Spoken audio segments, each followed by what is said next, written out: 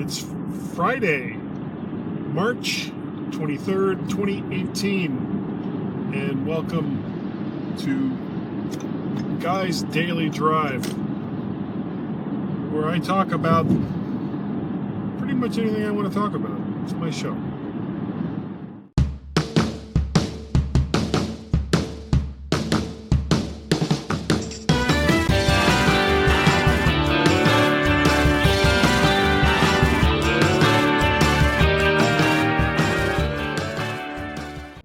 So today on the Daily Drive, it's story time. I'm going to tell you a story.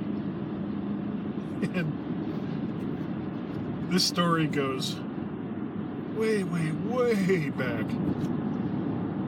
It's the story of my first car. My first car. You know, when I hit 17, I had some money saved up. A lot of that was due to my parents helping out quite a bit as best they could. But I had some money saved up, and I wanted and needed a car. I was getting ready to go to college. I was going to go to Broward Community College, North Campus, Cypress Creek Road in Broward County, Florida, obviously. And it was way, way, way too far to take a bike or take the bus, or, I guess I could have taken the bus, but I needed a car. So I started looking around, and I had really grandiose ideas about what my first car was going to be, as compared to what most kids' first cars are. And I started looked in the paper, went to some used car lots, and I finally ended up on this used car lot, Sunrise Boulevard, called Car Circus. And there was really nothing to distinguish this car lot, this used car lot, from 1,000 other used car lots in the area, except for one thing. They had a clown, and I'm not talking just your average, everyday Ronald McDonald, Bozo the Clown kind of clown. This was a 40-foot tall clown. And what made it really cool was it was mechanical. So this thing was hinged in the middle, and essentially all day long when it was working, it would stand there with its hands out like this, and it would bow up and down at the waist all day long with this big, scary, clown-like smile on its face. And that's where I ended up one fine day. I don't even remember what the day is now. I'm guessing it was in April or May. And I looked around at some of the cars they had, and then I finally saw the car that I wanted, and it was perfect. It's literally the perfect first car. It was a 1972 Dodge Challenger 72. So it had the nice looks, it had the nice rims, it had bucket seats, not a column shifter, console shifter. It had a AM/FM cassette stereo, which in 1977, 40 years ago now, was a really big deal to have an AM/FM cassette stereo. That's the equivalent of basically having an iPhone today to play all your music in your car with Bluetooth. Yeah, didn't have much in the way of wireless connectivity in 1977. So I'm looking at this car. It's relatively low miles, and as I recall, this is a 72, so it was 5 years old. I believe they wanted like $1,500 for it, and it had 50,000 miles, something like that. So of course, being 17, that meant that I couldn't legally sign any paperwork. That, you know, my father had to come as an adult and sign all the papers. So the car would really be his, even though, you know, I would be paying for it. So I bring him down to look at this car, and I could tell as soon as he saw it that he was not impressed. This was not the car he wanted for his son. And I tried everything I could think of to talk him into it. You know, I said, he was like, it's got this V8 engine. He's like, yeah. I said, yeah, it's a V8 engine, Dad, but it's only a 318. This and a 318, for people who don't know, this was not a like hot rod engine. It was one of Chrysler Corporation's most reliable, most dependable engines, but it was not a fast engine. But I didn't even really necessarily want a fast car. I just wanted a car that looked good. And this car had pushed all the right buttons. So he's looking at it some more. And you know, remember, this is in Fort Lauderdale, Florida, South Florida. He's like, it doesn't have any air conditioning. I was like, Dad, you know, I'm 17 years old. What do I care about air conditioning, even though it's hot as hell in South Florida? It's like, you put down the windows, you know, and there's your air conditioning. And he was like, well, let's at least look a few other places. So we climbed into his, what was he driving then? I think it was a Lincoln Versailles, which was really nothing more than a fancy Ford Granada, which was not a fancy car at all. So we left, and I turned and I looked at that 1972 Dodge Challenger, because I knew I would never see it again. And I was right. So we went to a few places, my father and I, and we finally ended up at this Oldsmobile dealership. I believe the name of it was King Oldsmobile. So it was also on Sunrise Boulevard, over near, I don't even know if that's still there, Holiday Park, where all the kids used to. That was like the big play place for the kids to go to, Holiday Park. So when I'm walking around the used car lot, excuse me, in this Oldsmobile dealership, and I'm not impressed. I'm not really seeing anything. Then I see my dad over talking to one of the salesmen, and he's nodding his head up and down, the salesman is. And I'm just thinking, oh my God, what is it that he's going to bring around the corner to show me? So he disappears. My dad walks over, big smile on his face, and he's like, okay, I think he's going to bring around something that you're really going to like. And I could tell, without even seeing what this car was going to be, that I was not going to like this car. And again, I was right. A car came around the corner. It was blue. It had a half-white vinyl top. Sorry, tired today. Half-white vinyl top that so many cars had in those days.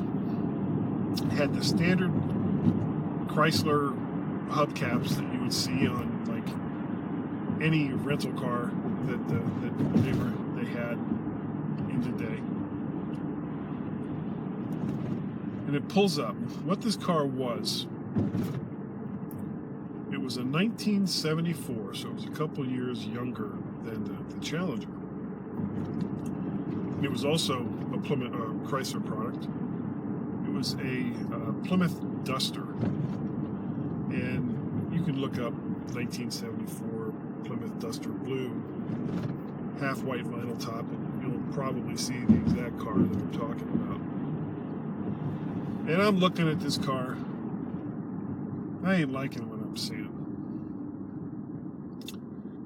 Had the 225 slant 6 engine, which, apart from the 318, was Chrysler's most reliable engine, and of course it had no guts at all. This was not a quick car. And like I said, it had the standard Chrysler hubcaps, and I get in the seat.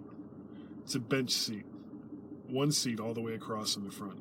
Not even bucket seats.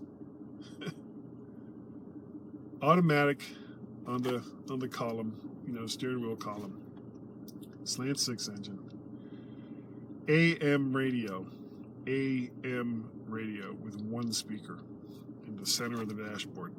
That was it. That was all it had for music. But it was in really good shape. It had relatively low miles. And my father was like, this is the kind of car that you should be driving. And I hated it. I despised that car. But I knew that if I didn't choose this car, God only knows when I would be able to get my father out again to go and look at cars with me. And it was also more expensive than the Challenger. It was, as I recall, it was about $2,500, which meant that with the Challenger I would have had payments for a year at most, and they wouldn't have been that much. With the Duster, I had payments for 2 years. And these were in the days when interest rates were really, really high. So I ended up spending probably about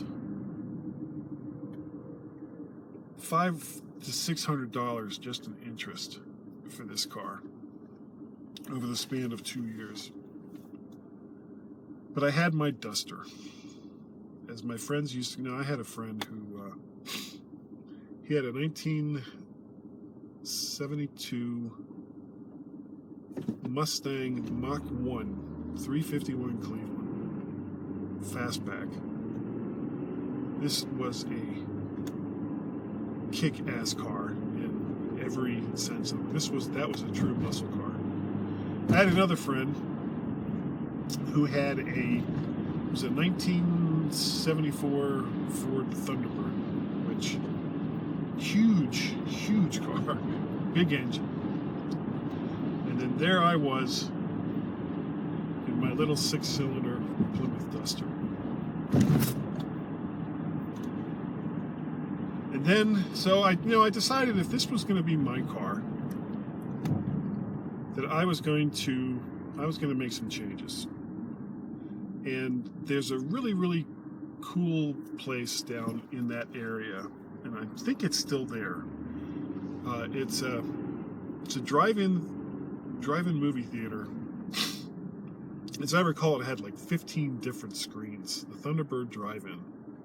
Well, on the weekends, they also would do like a swap shop kind of thing. And if you were looking to buy something cheap, that was the place to go. So I went down there, and the first thing I did was I got rid of those crappy Chrysler hubcaps that just screamed, minimal stock grandma's car to go to church on Sundays. And I got these they weren't rims, they were still hubcaps, but from 6 feet away, they looked like rims. They certainly didn't have the crappy look the standard rims and the standard hubcaps that the car had. It looked a lot better than that. So, next thing I did was I had to upgrade the sound. So I went down to the swap shop, and I still remember it. I got a Pioneer KP8500 with Super Tuner 3 cassette, and a couple of Jensen 6x9 coaxial speakers, and that was for the back of the back of the car where it had this little deck that was over the trunk. And then I picked up, I could not tell you the name of these speakers to save my life. They were these 5 1/4 inch round speakers, triaxles, like 20-ounce magnets, big ass magnets in them. And I installed those in the front. Then I installed the stereo. It took me 6 friggin' hours to get that stereo in there because there was so little room in the dash for a radio. I ended up having to like drop the air conditioner and do all kinds of stuff, practically almost disconnect the car in the front just to get this stereo in. But I did it. So now I had some good tunes. I went and found a same place at the swap shop, 40-watt bass boost, which would just take the lows and just make them scream. Great for, Led Zeppelin and heavy metal and stuff like that. So the other thing I got, and it was a big thing in the 70s, was a CB radio. And I had this big 6-foot whip antenna on the bumper of the car. Ran the antenna wire all the way through. So then that was the Duster. My friends used to call it the Dustfeld, which, and it looked nice. It looked okay. Couldn't get out of its own way. It was so slow. But then something really interesting happened, and it was one of the Arab oil embargoes. So now everybody was scrambling to get gas, and you could only get gas on certain days depending upon your license plate and silly stuff like that. And my buddies with their big muscle cars and their big engines suddenly couldn't afford to go out. Not so much that they couldn't afford to get the gas, but they couldn't get gas. And me with my 6-cylinder Plymouth Duster, I had gas. So they started calling me up. Hey, guy, got any gas? Let's cruise the strip, Fort Lauderdale Strip or something like that. You're like, okay. So that was the car. It met an inglorious end that I think I'll save that story for another daily drive. So that's my daily drive for the day. Thank you all for tuning in. You can contact me via various email addresses, guy@mymac.com. You can also find me on the Twitters, twitter.com/MacParrot. I have a Patreon page. If you go there and just look for Guy Searle, you'll find me there. And I just opened a Ko-fi page where you can shoot me a couple of bucks. Again, that's going to be under the name Mac Parrot. So if you go to Ko-fi.com and look for Mac Parrot, search for that, you'll find me there. All proceeds will go toward the various things that I do here, whether it's podcasting or live casting or doing this. I don't even know what you would call this. daily vlog, I guess, or something, a vlog. So that's going to be it. Thank you all for tuning in, and I'll catch you the next time on Guy's Daily Drive. Bye.